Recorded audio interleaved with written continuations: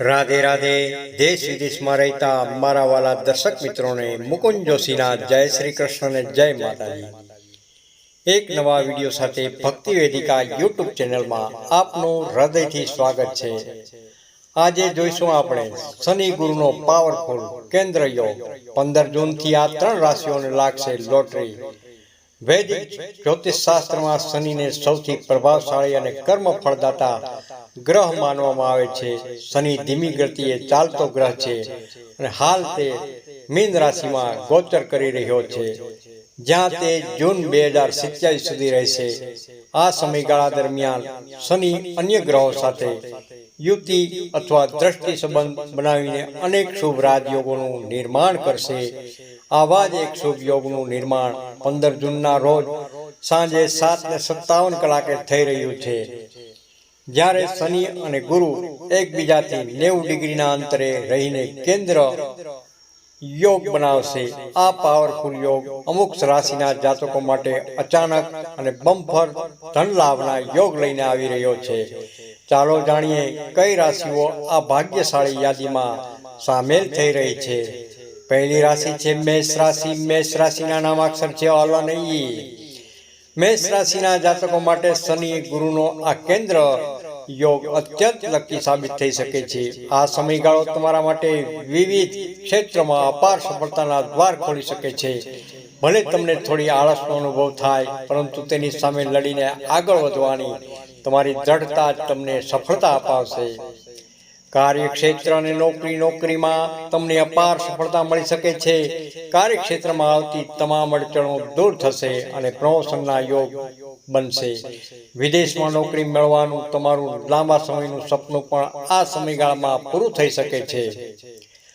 આર્થિક સ્થિતિની વાત કરીએ તો તમારી આર્થિક સ્થિતિ ખૂબ જ મજબૂત બનશે. આવકમાં નોંધપાત્ર વધારો થવાના પ્રબળ યોગ રહેલા છે, જેનાથી તમારી આર્થિક સુરક્ષા સુનિશ્ચિત થશે.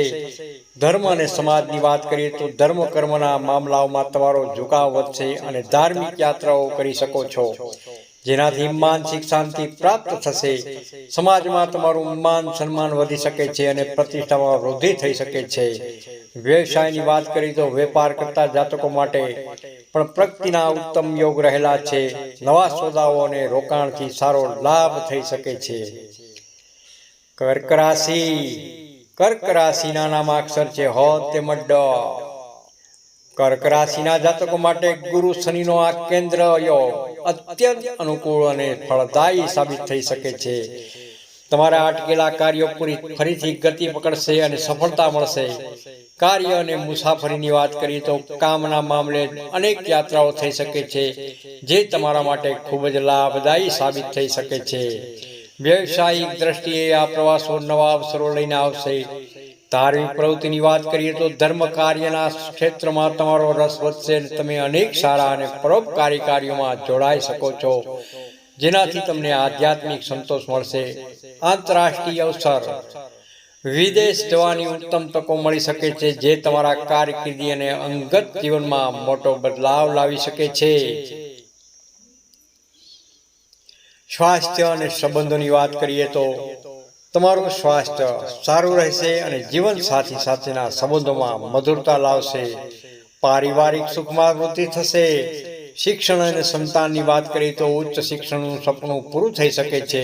સંતાન પક્ષ તરફથી ચાલતી સમસ્યાઓનો અંત આવી શકે છે અને તેમની પ્રગતિથી તમને ખુશી મળશે. ભાગ્યનો સાથ પૂરેપૂરો સાથ મળશે, જેનાથી તમને અનેક ક્ષેત્રોમાં સહેલાઈથી સફળતા મળી શકે છે. મકર રાશિ. મકર રાશિના નામાક્ષર છે ખ તેમજ જ. મકર રાશિના જાતકોને શનિની સાડાસતીમાંથી મુક્તિ મળી ચૂકી છે. આવામાં ગુરુ શનિનો આ કેન્દ્ર યોગ તમારા માટે સોને પે સુહાગા જેવો રહેશે. તમને દરેક ક્ષેત્રમાં અપેક્ષિત સફળતા મળશે. સર્વાંગી સફળતા જોઈએ તો આ યોગના પ્રભાવથી તમને જીવનના દરેક પાસામાં સફળતા મળશે. તમારા મહેનતનું યોગ્ય ફળ પ્રાપ્ત થશે. વ્યવસાયિક યાત્રાઓ જોઈએ તો કામના મામલે નાના મોટા પ્રવાસ થઈ શકે છે, જે તમારા માટે ખૂબ જ ફાયદાકારક સાબિત થઈ છે. આ યાત્રાઓ નવા વ્યવસાયિક સંબંધો સ્થાપિત કરવામાં ખૂબ જ મદદરૂપ થશે. સંતાન અને શિક્ષણની વાત કરીએ તો સંતાનની પ્રગતિના પ્રબળ યોગ રહેલા છે, જે તમારા માટે ગર્વનો વિષય બનશે. તેમના ભવિષ્ય માટે લીધેલા નિર્ણયો ફળદાયી સાબિત થઈ શકે છે. નોકરી અને પદોન્નતિની વાત કરીએ તો નોકરીમાં સારા પરિણામો પ્રાપ્ત થશે અને પદોન્નતિ પ્રબળ યોગ રહેલા છે. કાર્યક્ષેત્રમાં તમારી પ્રતિભાને ઓળખવા મળશે. સ્વાસ્થ્યની દ્રષ્ટિએ જોઈએ તો સ્વાસ્થ્ય સંબંધિત નાની મોટી સમસ્યાઓ આવી શકે છે, જેમાં તમારે સતર્ક રહેવાની જરૂર રહેલી છે.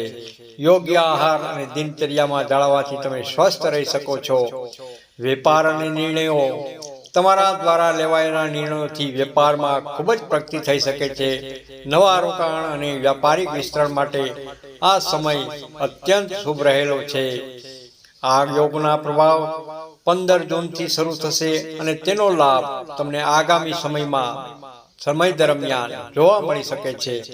આ સમયનો સદુપયોગ કરીને તમે તમારા જીવનમાં સકારાત્મક બદલાવ લાવી શકો છો.